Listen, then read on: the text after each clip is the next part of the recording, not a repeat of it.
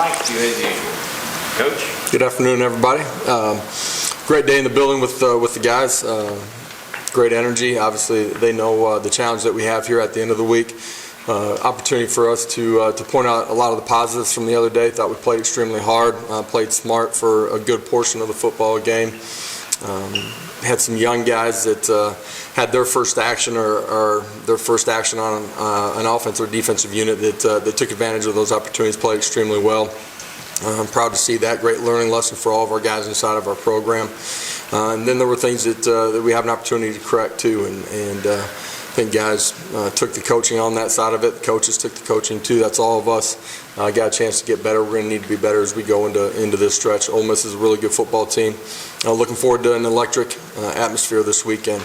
We need everybody in orange and white at the stadium. Be there early, be loud, and make it a hostile environment for the opponent that's coming in. A really good football team that we're facing in all three phases. Obviously, offensively, their quarterback's a special player and has done a tremendous job here this season in particular, but last season as well. Dynamic playmaker that we got to make it tough on him all night long. Got to do a great job of bottling him up as well. So with that, I'll open it up for some questions here. Start with Vince, then go to Wes. Josh, two things. One, talk about your familiarity with Jeff Labbe, obviously quarterback's coach, OC at UCF, and that familiarity, how you think that plays out today. Yeah, for sure. Jeff does a great job. Was our quarterback's coach at UCF when I first got the job there. Highly competitive guy, does a great job. You can see offensively that there's a rhyme and reason behind everything they're doing. They're going to put defenses in conflict, up tempo, similar to what we do, and I think we're the top two teams as far as plays per minute in Power 5 football. They do a great job of being balanced and creating big plays too. It starts with the quarterback, but they're really efficient in the run game. Him being a part of that as well. Does a great job on scrambles too. So even though you want to push the pocket on him, you got to do a great job of bottling him up. And they got special playmakers on the outside too. How much do you use and have shaped your opinions on in-game decisions based on analytics? What role does that play for you? Yeah, for sure. It's a part of what we do, for sure. As soon as I became a head coach, we started looking into that, used it when I first got there, still use it. A lot of it is that gives you the parameters. At the end of the day, then you still go with situational football and what the flow of the game is and where you feel like you're at, offense, defense, and special teams to make the final decision. Josh, I think a lot of us who are not football coaches look at y'all's offense and look at Ole Miss's offense, and you see a lot of shotgun stuff, a lot of spread stuff, a lot of tempo. But how similar are the two plans of attack? I mean, is what they do that similar to what y'all do? And if it is, does that help your defense a little bit? There's similarities. Everywhere you go, your offense is going to be different based on the personnel. What I've done at Missouri to UCF to here is different just based on your personnel and year to year with your personnel too. The overall structure is similar in that you're trying to put people in conflict. You're trying to play with tempo and use that as a weapon against the defense. Austin?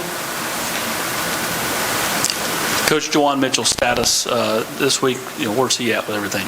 Yeah, Juwan, of the guys that weren't able to play last week, is probably the one guy he is the one guy that won't be with us on Saturday. I believe a majority of them have an opportunity to get back and play for us. Juwan will be out here for the rest of the season, had shoulder surgery, so he will not be with us. Ben and Adam. Josh, how would you assess how you all have done in pass protection from a running back standpoint this year, and how the group up front as a whole, including the backers and the tight ends, have done picking up blitzes? At times we've been highly efficient. At times we haven't. There were a few the other day that it's a combination of offensive line, tight ends, at times being in the protection too, and running backs. We've been really solid at times at all those positions, and at other times we've been deficient. So we need to be better in that and can be better. A couple things on injuries. Just to clarify, Tyne, Jabari, Cooper, Theo, and Slaughter, they are back this week. I believe that all the guys that were not able to play this past week will have an opportunity to be back with us this week. And on injuries, you guys have done a really good job of filling in spots, or at least obviously Turnage is the latest one. How do you approach that psychologically during the week when somebody knows there's a guy out? Do you say you have to step up, or do you even address it to the guy? Guys know that they have to step up when they're in there getting those reps. At times you don't know. Brandon didn't know until the very end of the week that he was going to be the guy. It's who you are and what you're about every day inside of your building. We talk a lot about if you're not overly excited about what your role was this past week, you got to keep investing. The more you put into it, the more you're going to get out of it. Brandon's a great example of being prepared when his opportunity came. And he's done a great job on special teams, gets an opportunity last Saturday to start, does a great job in alignment, assignment, technique, and communication, playing with great effort, and then doing a great job of tackling in space. Rob, then Patrick. Coach, where is Hendon a better quarterback here in October than he was in August? Confidence, comfort, decision-making, taking care of the football, all that comes with some time on task inside of the offense. Whether it's, check and run, check and run pass, whether it's RPO game, whether it's drop back, better decision-making. The more time you have in it, the more comfort you have, the ability to handle and play within himself while we're playing with tempo, all of those things. He's become a better, more vocal, more ownership on the football field in the locker room with our team as well. Coach, with Mitchell being out, guys like Beasley, Banks, and Page continue to play their linebacker, how would you kind of evaluate how they've done over the course of the season? Do you see them getting better? Yeah, for sure. I feel like we're doing that at every position, too, as you go through the season. Good teams, good players get better as you go through the season. That's why your practice habits are extremely important. You're going to gain reps during the course of a game, too, and learn from all those situations that you're in. Like what those guys have done, their ability to recognize formations, communicate, get second and third level, and first level all in sync. Done a really good job in some of the pressures. The other day we let one get out at quarterback. We can be better there and pinning the QB in, understanding the situation. But overall, like what they've done. Coach, Brandon Turnage was named the SEC Defensive Player of the Week. What did you see from him on Saturday? Congratulations to him.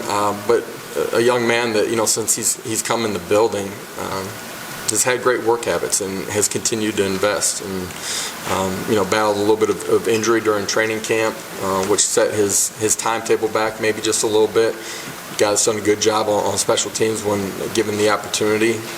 Has continued to invest, has great knowledge, ability to play multiple spots, gets his opportunity last Saturday, smart, competitive, and played with great effort and played with great technique. Proud of what he did on Saturday. Coach, along with Coach Banks, how do you feel like the defense has just kind of executed the game plan since the beginning of the season right here at the halfway point? Yeah, I think we continue to get better, fewer missed assignments. We're better in our communication. I think our ability to be multiple has been important in our success. I think our guys have a better grasp of the technique, in particular in our front seven. And, we've had some young guys have to play, in particular on the back end. Those guys have stepped in and done a really nice job, too. I think there's just, as you go through the season, and in particular your first season, there's more comfort and understanding of what you're doing, ability to go out and perform at a higher level. Brent, and back to Wes. Coach, two things. One, when you looked at the tape in the second half, what did you see there? Was that them adjusting? Was that you? And then secondly, most anticipate this being a high-scoring game Saturday. As a play caller, does that challenge your patience in any way when it seems like there's kind of a race for points with the style of offensive play? Yeah, I don't think you want to go into this one just assuming that it's going to be a race for points. Every game's going to unfold differently. You got to play situational football. You want to make sure that you're getting the first down, moving football. But the game will unfold as it kind of unfolds. Each game has its own identity a little bit. Your first question was second half when you watched the tape. What was your takeaway offensively? Yeah.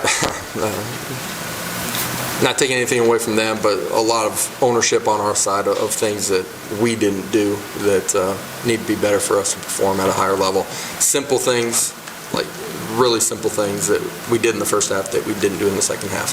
Was that a mental thing or physical? Yeah, I talked about after the game kind of being on that competitive edge. and being on the right side of it. There's a really fine line, and we were not on the right side of that, and that's why your focus isn't where it needs to be, and all of a sudden some simple, everyday, ordinary things that you need to be doing weren't done at the level that we need them to be done at. Josh, it was just one game, but with the way Brandon played at that spot, Theo's been so good there most of the season, at least from this vantage point, he's looked pretty good. Is both of those guys have the versatility to move around a little bit if you decide you want to get both of them on the field? Yeah, they both do have the ability to move to multiple spots and perform at a really high level, I think. We'll go to Blake. Yeah, Josh, you mentioned that your system kind of varies a little bit from spot to spot, but you've been running this tempo and like a similar style of system for a long time now. Why did you think that this type of system would be something that could have a lot of success in Power 5 football?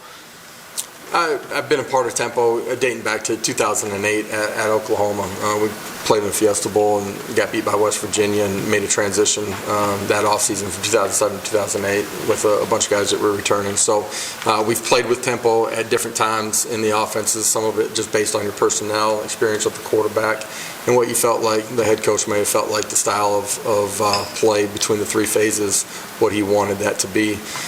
Tempo is a form of pressure that you can apply on a defense.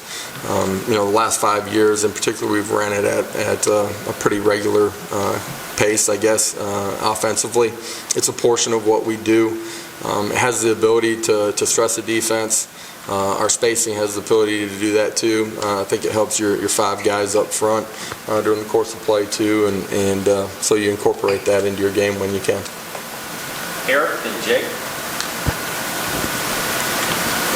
What are the challenges Ole Miss defensively are they going to present for you guys? Yeah, they're playing with 6 DBs, multiple, and what you're seeing on the back end, and then their fits too. They've done a great job of creating turnovers as far as fumbles. They do a great job of ripping it out and punching it. Haven't given up a ton of big time over the top plays. Plays off on the back end of it a little bit. So they make you snap it again and again a little bit. For us offensively, got to be highly efficient. Starts with us in the run game, and then got to be able to make plays out on the perimeter. Coach, at your previous stop, you faced Lane Kiffin a couple times when he was at FAU. Can you just speak to that familiarity and what, if anything, you take from those games into this week? Yeah, for sure. You understand that he's going to be aggressive in certain situations, playing with 4 downs quite a bit on both sides of the football field. I think defensively, our players and our coaches certainly need to understand that going into the football game. Does a good job with his personnel, finding ways to put them in a position to be successful. He's done it with a lot of different styles of offense. Rob in the middle, and then to Madison in the back. Coach, I think, not that we're experts, but I think most of us sitting out here would have said if you were going to be good at receiver this fall, you would have had a couple of those sophomores really step up. But instead, you've had 3 seniors that have exceeded anything they've ever done before in their careers as far as productivity. Did you see that coming in the spring? Did you think those like Cedric and Velas had that in them, Javante?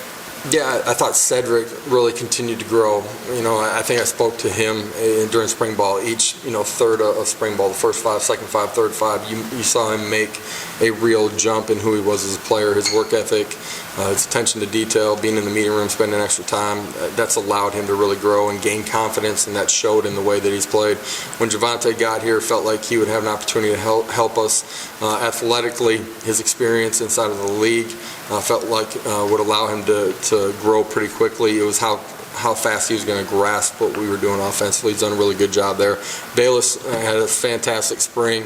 Had the ability to play outside. We brought Javante in, didn't know where Bayless was going to end up, knew that he was going to help us. Got hurt early in training camp, missed really almost all of training camp. Getting him back healthy and then up to speed was something that had to transpire the first couple of weeks. Those guys have played really well. They've been good as far as being able to read coverage and settle down in zones, be in the right spot versus man-to-man for the quarterback. They've won one-on-ones. They've taken great care of the football at this point when they had the ball in their hands. Bayless has done a tremendous job, yards after the catch. We felt like that group had a chance to grow. I still feel like their best football is still here in the back half of the season, but they got a great understanding of what we're doing right now. Coach, coming into Saturday, South Carolina's defense had forced a turnover in every game this season.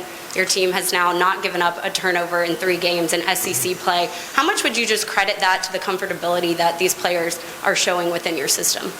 Yeah, I think a part of it is decision-making, comfort in what we're doing. I think a part of it is protection. The quarterback's doing a good job of taking care of the football, too. I do think guys with the ball in their hands have done a great job. It's something that we practice and rep every single day. It's how we start our practice once we get done with our walkthrough. They've taken ownership of it. They've done a great job of taking care of it. It's going to be critical in this football game. You can't give away possessions and give them short fields. Vince, then Vince. You mentioned after the game that your turnaround would be pretty quick. Typically, you're talking about a 24-hour rule. How much of a grind is that for you? Like, are you turning the page like the second you walk away from the podium? How quickly are you turning around after a game? Well, I went and recruited for a couple hours with guys that we had on campus and turned it around before dinner hit. I started watching video, and now it's about how you're getting better from what you saw on the video. For your players, I think it is important that they enjoy it Saturday night, they enjoy it on Sunday.